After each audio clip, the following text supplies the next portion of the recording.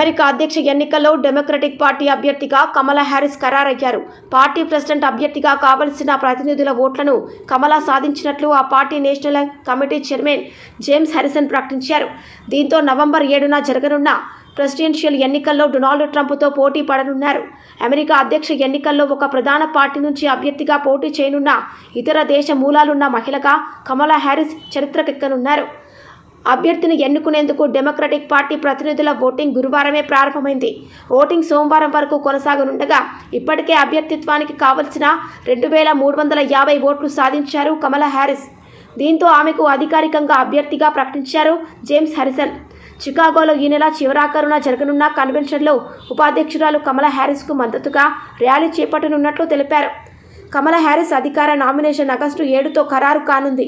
August 22న చికాగోలో జరగనున్న democratic national కన్వెన్షన్లో ప్రజాప్రతినిధుల సమక్షంలో ఆమె లాంఛనంగా నామినేషన్ స్వీకరిస్తారు. అదే సమావేశంలో తన ఉపాధ్యక్ష అభ్యర్థిని ప్రకటించే అవకాశం ఉంది.